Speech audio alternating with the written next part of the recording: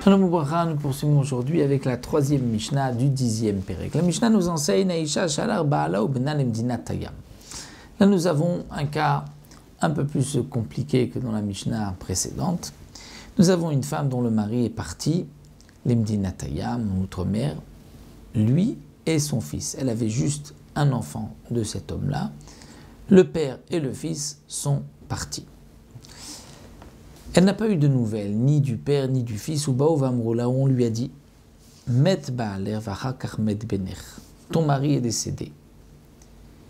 Et après ton mari, c'est ton fils qui est décédé. C'est-à-dire le mari est décédé en premier. Donc lorsqu'on lui a dit que le mari est décédé en premier, puisqu'elle avait eu un enfant de ce mari, donc elle n'a pas besoin de faire la mitzvah ni de yiboum, ni de chalitza, elle peut se marier avec qui bon lui semble. Vénisset, elle s'est mariée, sans yiboum, sans chalitza. Ensuite, on veut dire non, on s'était trompé. C'était le garçon qui était mort en premier après le mari. Donc, puisque le garçon est mort en premier, donc lorsque le mari est décédé, il n'avait pas de descendance. Donc, elle avait la mitzvah de yiboum ou bien de chalitza. Entre-temps, elle s'était mariée, donc sans faire yiboum ou chalitza. Quel est le din? Tetse, ve'avlad rishon v'acharon mamzer. Elle devra sortir, donc elle ne pourra pas rester avec son mari, puisqu'elle devait faire yiboum auparavant ou bien chalitza.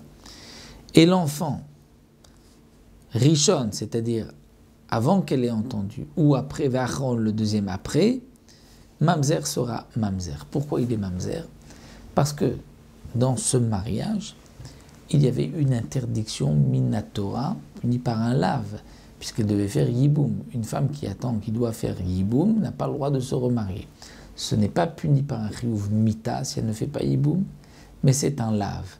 Et d'après Rabbi Akiva, qui est l'auteur de cette Mishnah, nous dit le Barthénora, d'après Rabbi Akiva, lorsque il y a une transgression d'un lave, l'enfant est mamzer.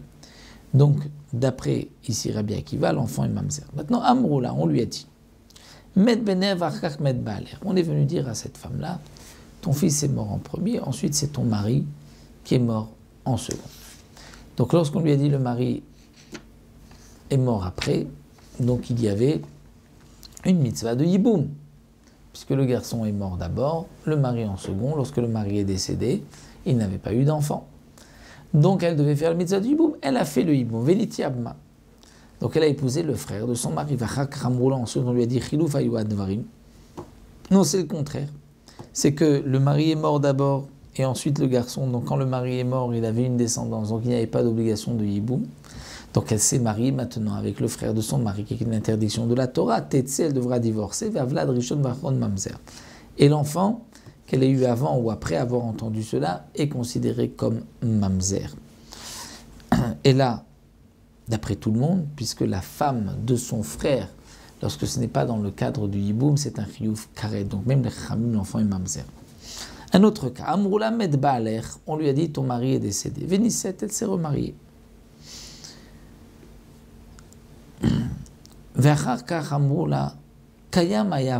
Ensuite, on lui a dit, au moment où tu t'es remarié, lorsqu'on t'avait dit que ton mari est mort, il n'était pas mort. Mais maintenant, c'est vrai qu'il est mort.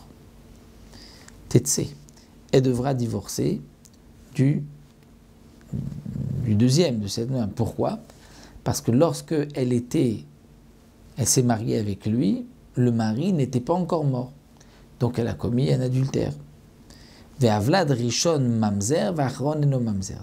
L'enfant qu'elle a eu, rishon, c'est-à-dire lorsque le mari était encore vivant, il est donc mamzer.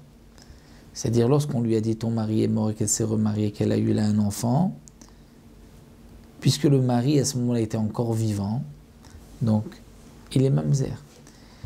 Puisqu'on lui a dit au moment où tu t'es marié, il était vivant. Mais on va dire 6 mois après, il est mort. Donc si elle a eu un enfant pendant les premiers 6 mois, l'enfant, le premier mamzer, V'acharon, si elle a eu un enfant après qu'elle a entendu que le mari est mort, lui, il n'est pas mamzer. Amroula, on lui a dit, Med ba'aler venit kacha. On lui a dit, ton mari est mort, et elle a reçu des kiddushin, elle a voulu se remarier, elle a reçu des kiddushin de quelqu'un. Mais elle n'était pas mariée avec lui, c'est-à-dire il n'y a pas eu de vie commune, il n'y a pas eu de choupa, il n'y a pas eu de bia. Et son mari est revenu. Muteret larzorlo, elle pourra revenir à son mari. Elle est permise à son mari, pourquoi? Parce qu'elle n'a pas commis d'adultère, elle a juste reçu des kiddushin. Donc les kiddushin ne sont pas valables. Les chachamim n'ont pas fait de knas, elle peut revenir à son premier mari. Afalpi shenatan lacharon get, donc même si le dernier lui donne un get, lopesala mina keuna, il ne la rend pas pasoul la keuna, on ne dira pas que c'est une divorcée puisque elle n'avait pas besoin de get. Etzo darash Rab Eliezer ben Matia veisha gerusha meisha velo meish naisha. C'est ce que Rab Eliezer ben Matia est né du pasouk, que le Kohen a l'interdiction d'épouser une femme divorcée de son mari. Gerusha meisha, de son mari. Isha avec un tagesh mieux, c'est de son mari.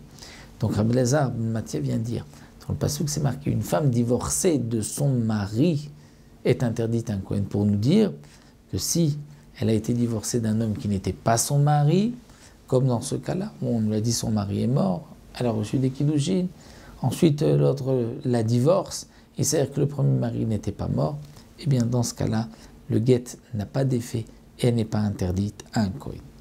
Voici donc pour cette troisième Mishnah, et on poursuivra Bezrat Hashem avec d'autres cas, toujours un peu plus compliqués, Bezrat Hashem, pour la prochaine Mishnah.